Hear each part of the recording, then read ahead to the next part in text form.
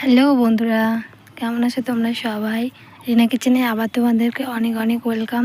তো দেখো, আজকে আমি একবারে বিয়েবাড়ির স্টাইলে আমের চাটনি তোমাদের সাথে শেয়ার করব। তো বাড়িতেই তোমরা খুব সহজে অল্প মশলা দিয়ে একদম সামান্য উপকরণ দিয়ে তোমরা এটা বাড়িতে একদম বানাতে পারবে। তো দেখো, এখানে আমি কিন্তু কড়াই বসিয়ে দিয়েছি। তো কড়াই দেখো, এখানে দিয়ে দিচ্ছি সামান্য পরিমাণে ধনিয়া। তো ধনিয়া দেওয়ার পর দেখো, তারপর দিয়ে দিলাম জিরে, তারপরে দিয়ে দেবো এখানে পাঁচফোড়ন আর মেথি একসাথে মিক্সার করা আছে, তো সেগুলো দিয়ে দিলাম। তারপর দেখো, এগুলো কিছুক্ষণ ধরে আমি এখন ভাজা ভাজা করে নেব। তো দেখো, তারপরে এখানে কালো জিরেও দিয়ে দিলাম। কালো জিরে দেওয়ার পর দেখো, এখন আমি 2-3 মিনিট ভালো করে নেড়ে চেড়ে একদম লো মিডিয়ামে একদম আস্তে আস্তে জাল দিয়ে এটাকে আমি ভালো করে 2-3 মিনিট ভেজে নেব। তো দেখো, 2-3 মিনিট ভাজার পর কিন্তু এটা স্মেলটা দারুণ সুন্দর একটা স্মেল বেরিয়ে গেছে মশলার। তো দেখো, এখন আমি কিন্তু এগুলো তুলে নিচ্ছি।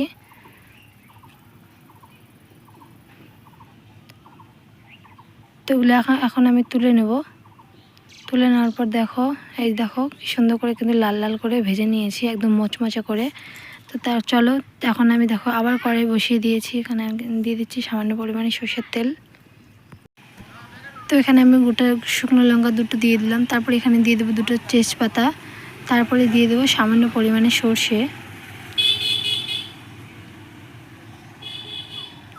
তো সর্ষেটা দেওয়ার পর এখন কিছুক্ষণ নাড়াচাড়া করে এখন আমি দিয়ে দেবো সামান্য পরিমাণে হলুদ।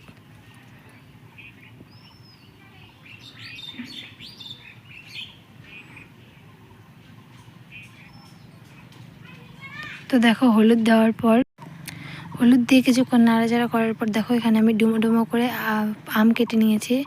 তো একদম আমগুলোকে এখন ভালো করে কিছুক্ষণ নাড়াচাড়া করে নেব। তো তারপরে এখানে দিয়ে দেবো পরিমাণ মতো লবণ। তো একটুখানি লবণ দেব, খুব বেশি দেওয়ার দরকার নেই। তো দেখো, সামান্য পরিমাণে আমি লবণটা উঠিয়ে নিলাম, যেহেতু একটু বেশি দেওয়া হয়ে গেছিলো। তোমরা কিন্তু সামান্য পরিমাণেই লবণ দেবে।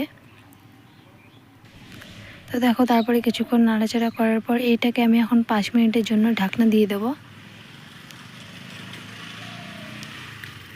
তো আমটা যাতে ভালোভাবে সেদ্ধ হয়ে যায়, তার জন্য আমি কিন্তু 5 মিনিটের জন্য এখন আমটাকে ভালোভাবে ঢেকে দেবো। ততক্ষণ আমরা মশলাটা বেটে নেব। তো কিন্তু এখানে কিন্তু আমি একটু জলও দিয়ে দিয়েছি, যাতে আমটা ভালোভাবে সেদ্ধ হয়ে যায়। তো চলো, এখন কিন্তু ঢাকে দেবো আমি। তো এখন ঢেকে দেবো। তো দেখো, ঢেকে দেওয়ার পর এখন আমি কিন্তু যেগুলো মশলা ভেজে রেখেছিলাম সেগুলো এখন শিলনোড়াতে ভালো করে বেটে নেব।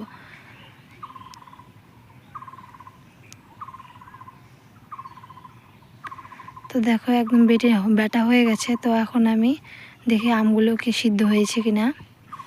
তো দেখো, আমগুলো কিন্তু সেদ্ধ হয়ে গেছে, আর ঢাকার দরকার নেই। এখন আমি ভালো করে কিছুক্ষণ নাড়াচাড়া করব। তো এখন নাড়াচাড়া করে করে আমগুলোকে একদম ভেঙে ভেঙে দেব। তো দেখো, একটু করে জল ছাড়ছে আর একটু করে নাড়াচাড়া করব, আর আমগুলোকে কিন্তু ভেঙে ভেঙে দেব এইভাবে করে খুন্তির সাহায্যে।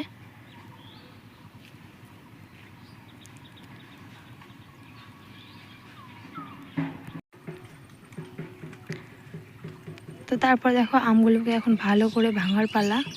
তো এখন ভালো কিছুক্ষণ হাতে সময় নিয়ে এখন আমগুলোকে ভালো করে একটু সময় নাড়াচাড়া করে আমি আমগুলোকে একদম খুন্তির সাহায্যে ভেঙে দেব।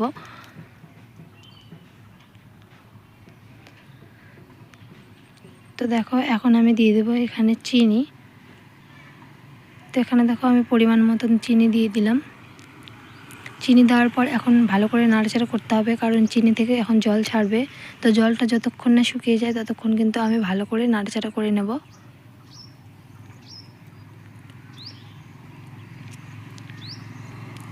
দেখো, চিনি দিয়ে কিন্তু জল ছেড়ে গেছে। এখন আমি ভালো করে কিছুক্ষণ নাড়াচাড়া করে লাস্টে কিন্তু ওই ভাজা মশলাটা দিয়ে নামিয়ে নেব। তো বন্ধুরা, ভিডিওটি কেমন লাগলো অবশ্যই তোমরা কিন্তু কমেন্ট করে বলো। আর নতুন নতুন ভিডিও দেখতে চাইলে, নতুন রান্নার ভিডিও দেখতে চাইলে অবশ্যই আমাকে কমেন্ট করো। আর অবশ্যই চ্যানেলটিকে সাবস্ক্রাইব করে দিও আবার নতুন নতুন ভিডিও পাওয়ার জন্য। তোমরা যদি কেউ নতুন রান্নার আরও অন্য রেসিপি দেখতে চাও, তাহলে কিন্তু আমাকে কমেন্ট বক্সে কমেন্ট করো। তো দেখো, হয়ে গেছে। তো এখন ভাজা মশলাটা দিয়ে আমি নামিয়ে নেব।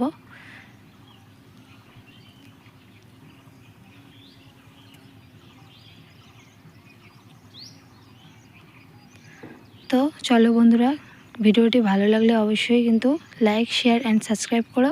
আর সবাই অনেক ভালো থেকো, সুস্থ থেকো। দেখা হবে পরের কোনো ভিডিওতে। সবাইকে অসংখ্য ধন্যবাদ।